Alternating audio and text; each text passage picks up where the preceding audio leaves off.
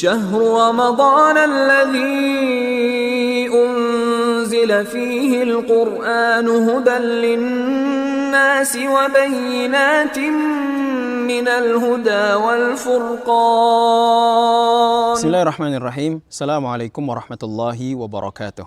Alhamdulillah ala ihsanih wa syukru lahu ala taufiqihi wa amtinanih.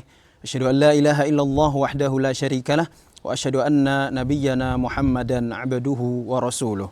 Amma ba'd. Ikhwati fillah, a'azzani Allahu wa iyyakum. Bulan Ramadan itu identik dengan jihad. Bukan hanya jihad yang berupa peperangan sebagaimana yang dihadiri oleh Nabi SAW dulu. Karena di zaman Rasulullah SAW ada beberapa peperangan yang memang terjadi di tengah bulan Ramadan, seperti perang Badr, kemudian seperti Fathu Makkah, perang Tabuk, dan juga peperangan-peperangan yang lainnya.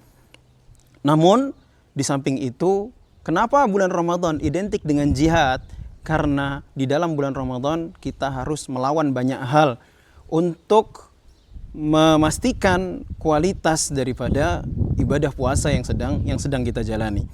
Di antara jihad-jihad yang perlu kita atau yang kita lakukan di tengah bulan Ramadan, contohnya adalah kita berjihad melawan hawa nafsu.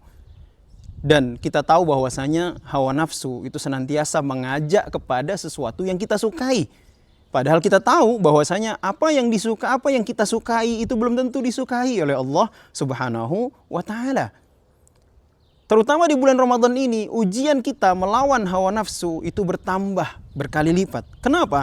Karena kita tidak hanya harus menjauhi segala sesuatu yang dilarang oleh Allah Subhanahu wa taala, namun kita juga harus menjauhi hal-hal yang memang semula dibolehkan, seperti makan, minum, kemudian berhubungan suami istri, dan lain sebagainya. Kemudian yang kedua, kita juga akan berjihad melawan syaitan. Karena kita sering mendengar bahwasanya di bulan Ramadan syaitan dibelenggu oleh Allah Subhanahu wa taala. Namun yang sebagaimana dijelaskan oleh para ulama, yang dibelenggu oleh Allah Subhanahu wa taala itu hanyalah pembesar-pembesar dan dedengkot-dedengkot daripada para syaitan ini. Sedangkan jin maupun manusia yang mereka itu adalah buah pendidikan para syaitan ini, mereka tidak dibelenggu oleh Allah Subhanahu wa taala. Maka tidak heran kita masih mendapati ada orang-orang yang mereka itu sudah masuk di dalam bulan Ramadan, tapi mereka tetap bermaksiat kepada Allah Subhanahu wa taala. Barangkali bukan karena syaitan yang menggoda mereka, tapi karena mereka sudah terdidik oleh syaitan jauh hari sebelum masuknya bulan Ramadan. Kemudian yang berikutnya adalah jihad di dalam beribadah. Kita tahu bahwasanya bulan Ramadan adalah bulan ibadah. Maka yang perlu kita lakukan adalah kita mengalokasikan tenaga kita mengalokasikan waktu kita. Untuk apa? Untuk fokus beribadah, memperbanyak ibadah, memperbanyak amal saleh, dan juga melakukan hal-hal yang diridhai oleh Allah Subhanahu wa taala. Agar apa? Agar kita menjadi orang-orang yang bertakwa, dan agar Allah Subhanahu wa taala memberikan kita tempat terbaik di sisinya kelak di surga. Kemudian kita juga berjihad dengan harta. Kita sering mendengar bahwasanya Rasulullah SAW itu adalah orang yang sangat dermawan. Dan ketika datang bulan Ramadan, maka Rasulullah SAW itu akan berkali lipat lebih dermawan daripada sebelumnya.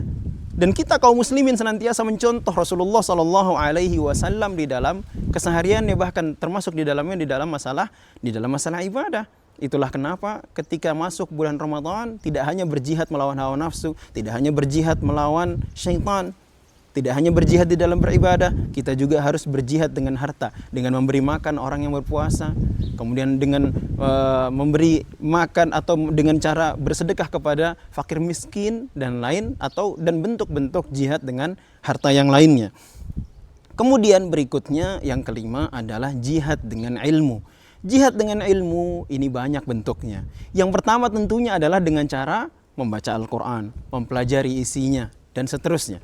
Kemudian yang kedua yaitu dengan cara mengamalkan apa yang telah kita pelajari. Kemudian yang ketiga adalah dengan cara mendakwahkannya. Jangan sampai nikmat daripada ilmu, nikmat daripada Al-Quran dan Sunnah itu berhenti hanya pada diri kita.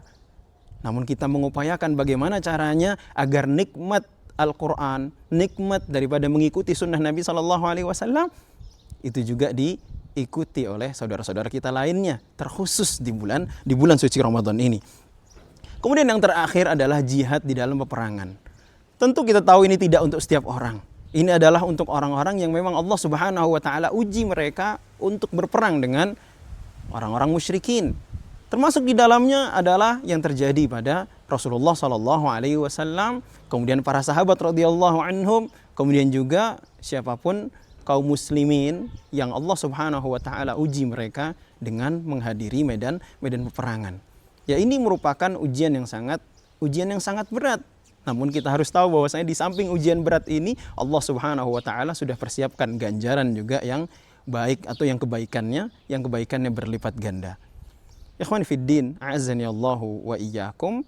Semoga Allah Subhanahu wa taala memberikan kita semuanya kekuatan, memberikan kita taufik sehingga Ramadan yang kita lalui tidak berlalu dengan sia-sia. Wassallallahu wasallim ala nabiyyina Muhammadin wa ala alihi wa sahbihi wasallam. Assalamualaikum warahmatullahi wabarakatuh.